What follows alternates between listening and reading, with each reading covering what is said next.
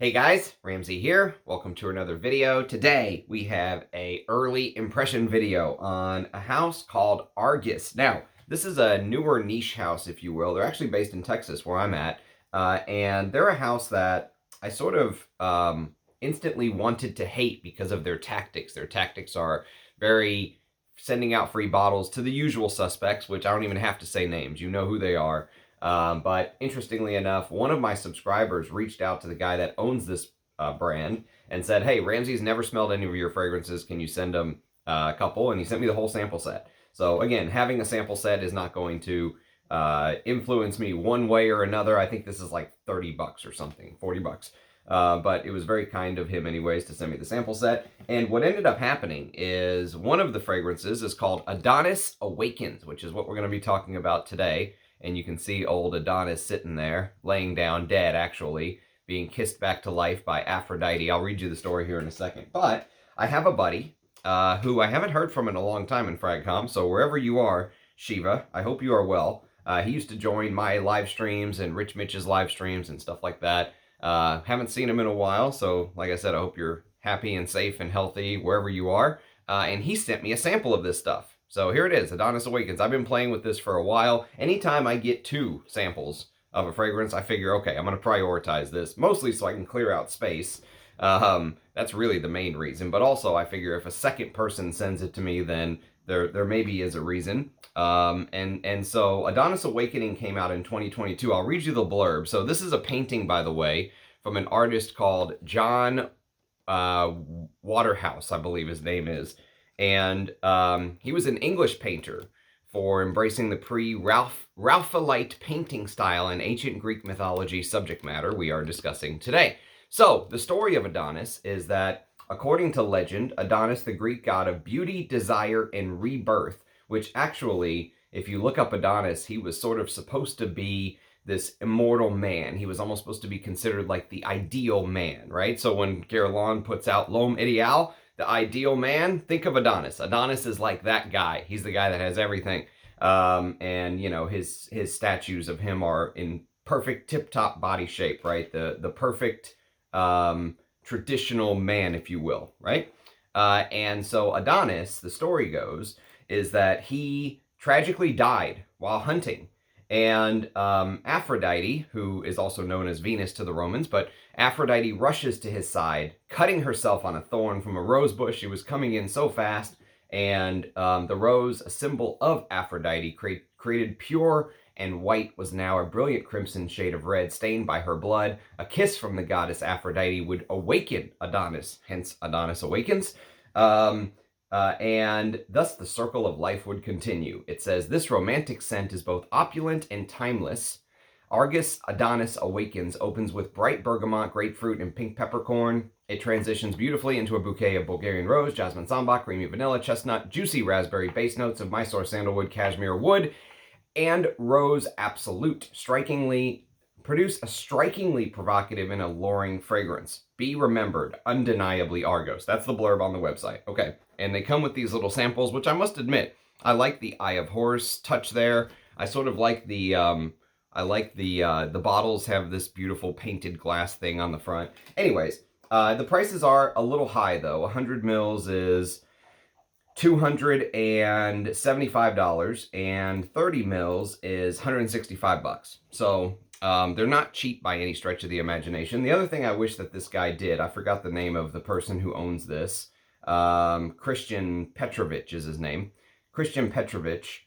I wish he would name the perfumers. That is something that I really would like to see going forward. Name the damn perfumers, you know? That's the biggest thing for me. He's all this other, you know, he's a guy that owns real estate and all this other stuff, right? So, you know, I doubt very many people think he just all of a sudden started creating these perfumes. But yes, it would be great to know who the perfumer is. So the backstory and imagery and all that stuff, like I said, I like from the brand, but the other side, I don't like the free bottle brigade handouts, you know, to the usual suspects, and they just smell it and go, oh yeah, very yummy, you should definitely buy this. You know, that doesn't do it for me. But I understand from a marketing perspective of a brand, what better way than to send out a bottle that cost you $20 or $30 to make, and I don't know how much it costs, but just hypothetically, let's say it cost them $30 to make this bottle because they're producing them in mass, right?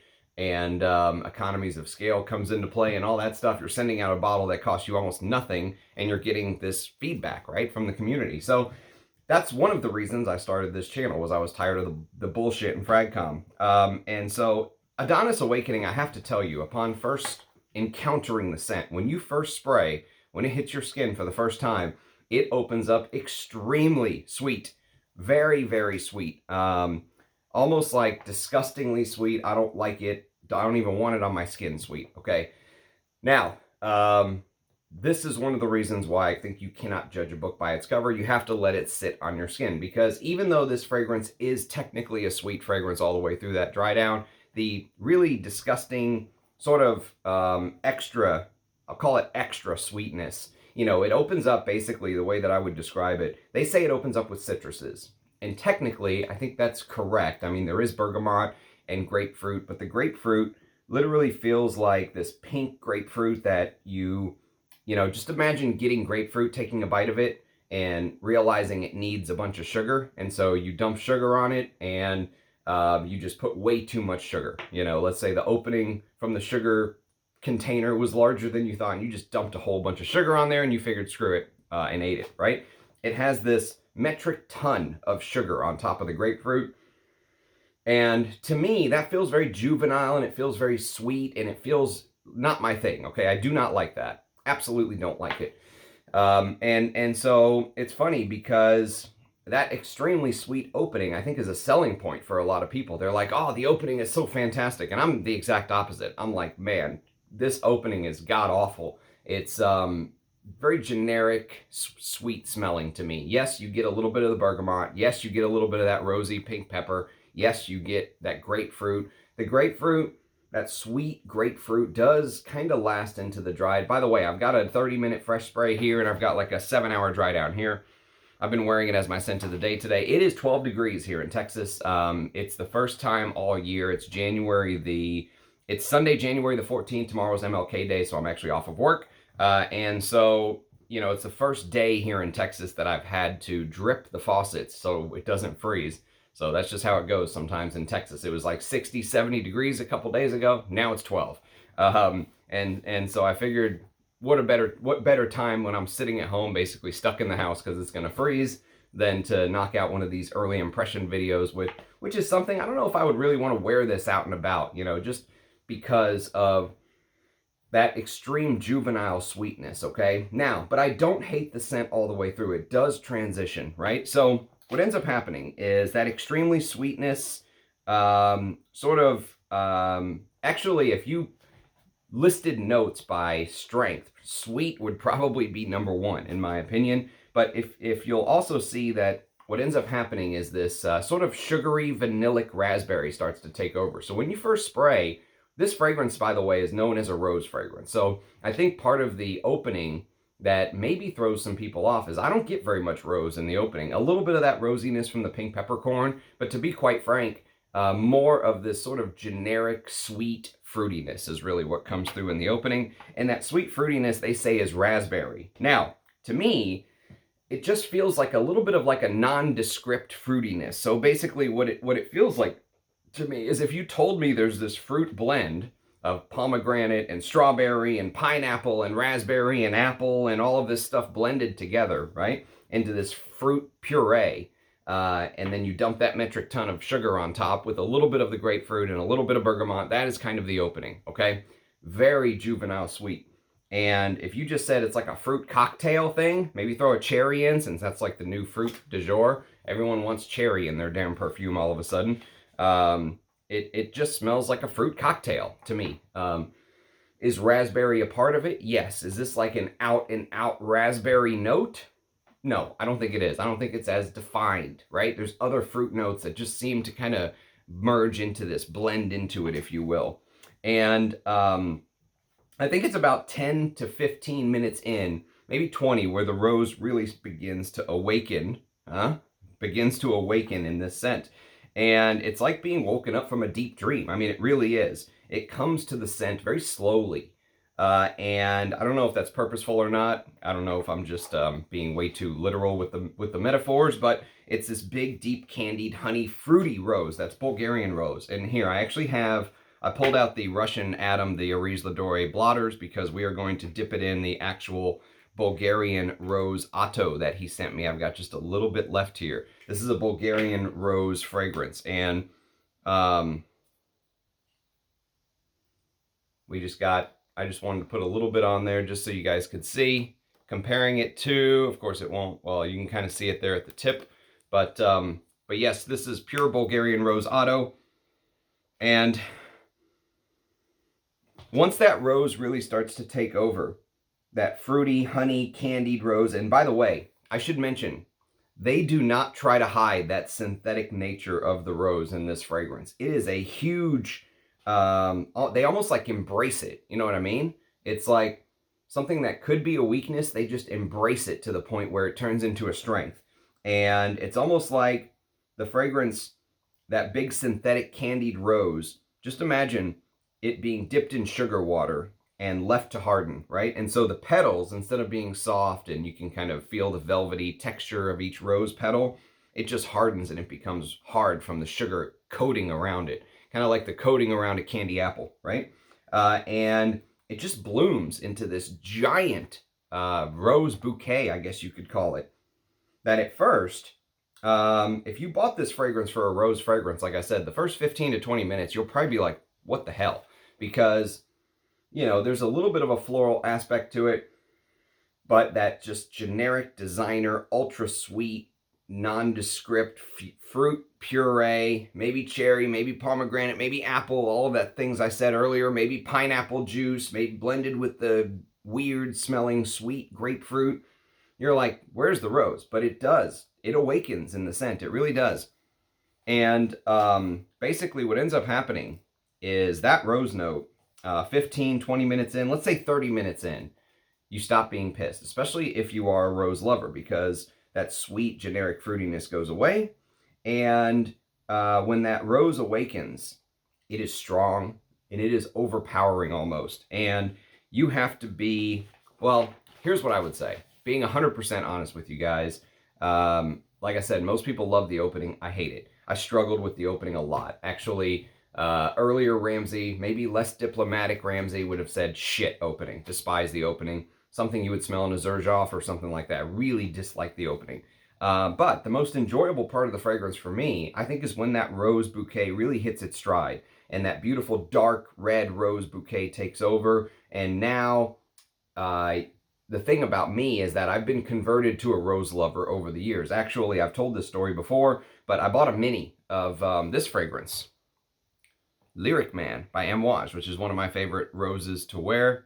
You can see there's a decent-sized dent in Lyric Man, and you know, I still have to review this on the channel. This is one of my favorite masculine niche roses to wear, let's say. But when I first got that, the very first time, I got a mini, like a 7.5 mil mini, and I wore it, and I'm like, I can't. This is way too feminine for me. What kind of guy would smell walking around smelling like a rose like that? So I gave it to my mother.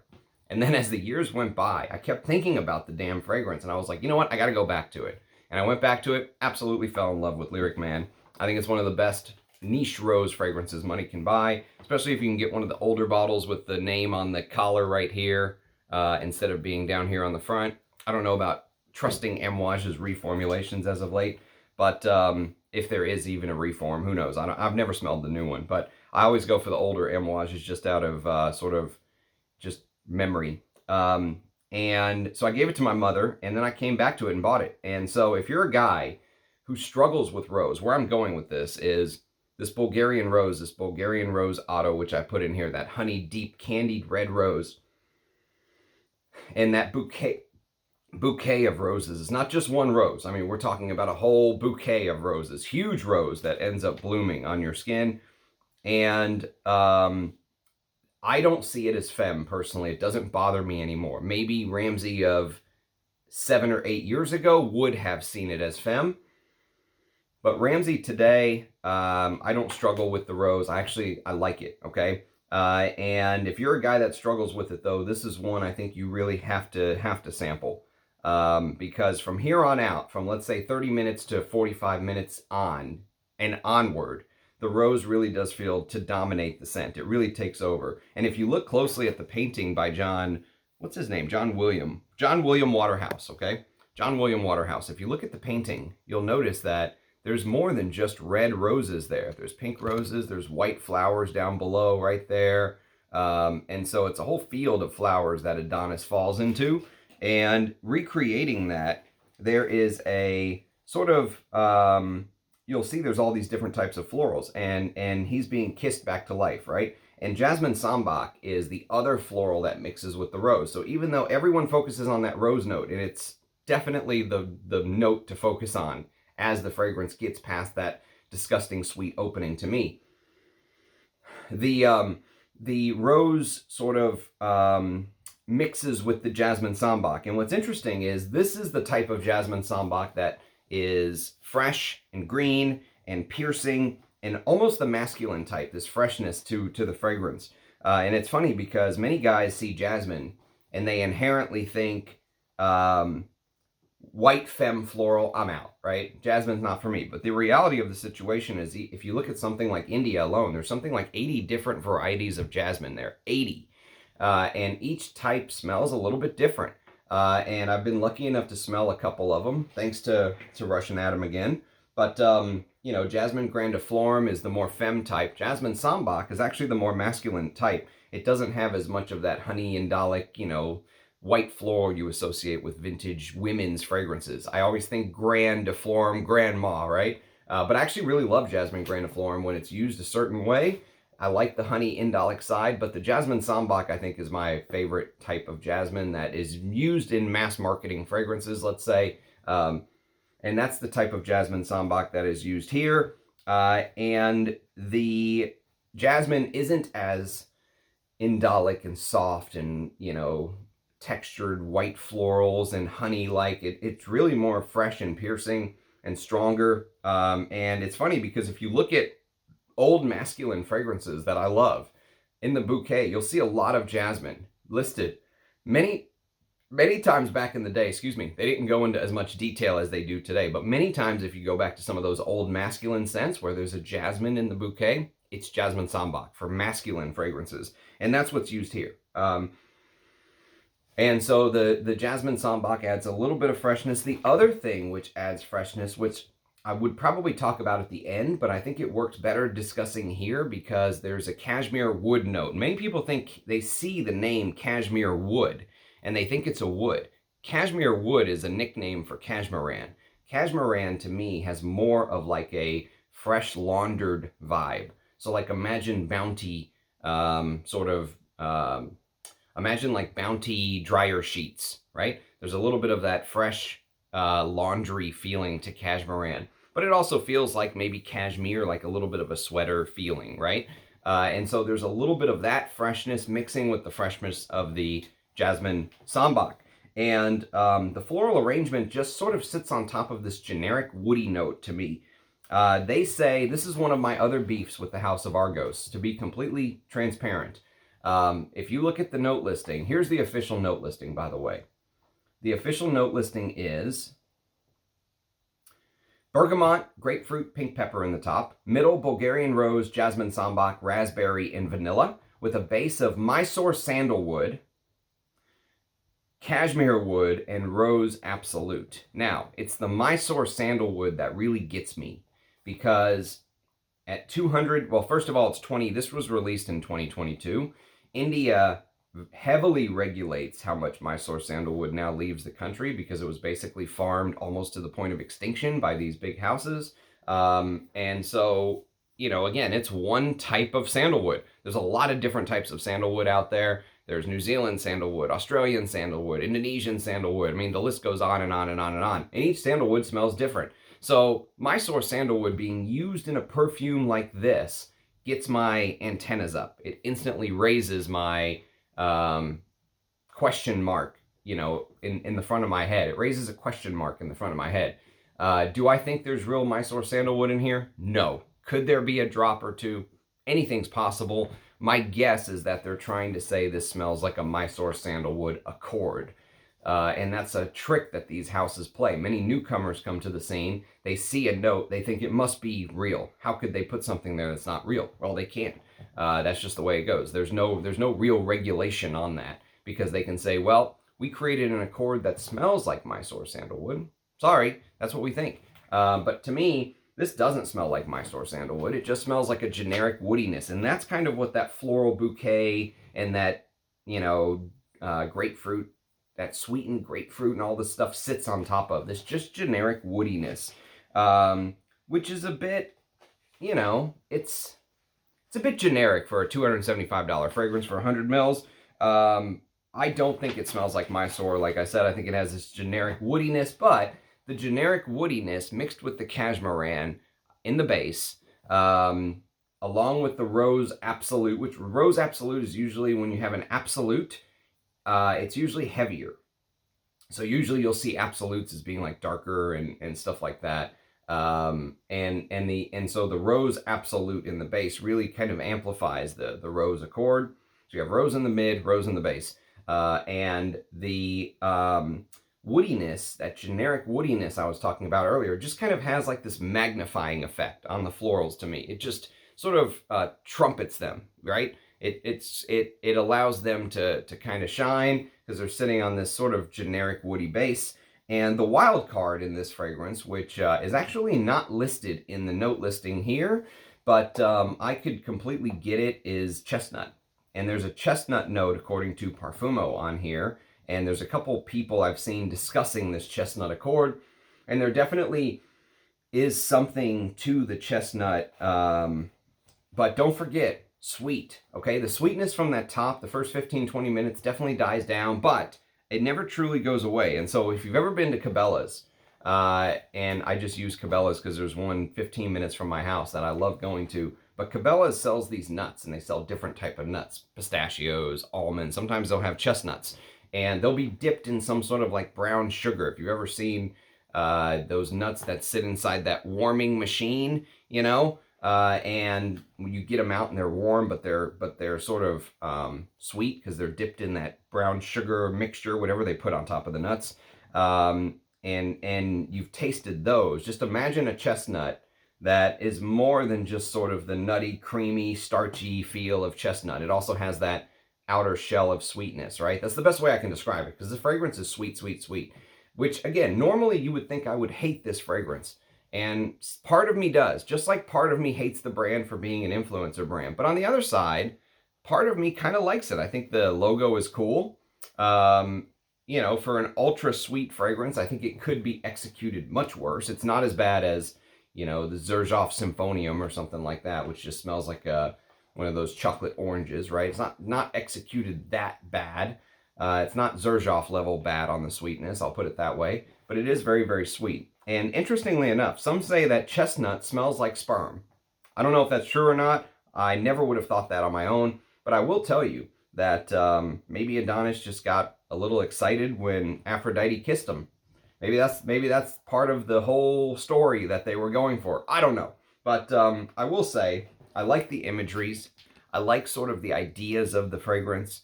I think this is only the second Argos fragrance that I've reviewed on the channel. So my first one was Bravido della Caccia or something like that. Let me look it up so I'm using the right verbiage here, calling it the right name. It was called Bravido della Caccia, okay? And I think that was more to my taste than this one, honestly, because that was more in a fougere style. You can go check out my review of Bravido della Caccia if you would like. So this is only the second one that I've talked about on the channel. I still have maybe 10 more samples in here. There's a ton of content that this sample set could potentially give us. But I'm just kind of slowly taking my time. I think it's been 2 or 3 months since I reviewed Bravido della Caccia, so I'll just kind of slowly mix these in here and there. But since I really got a chance to wear this between the sample sent by Shiva and then the sample sent by the brand, I figured I'd do a video on it. They have a couple, I guess a handful of fragrances now. Everyone talks about Triumph of Bacchus. I still have not smelled that one. That's, I think, their biggest seller from 2019. They just released an extra version of it last year.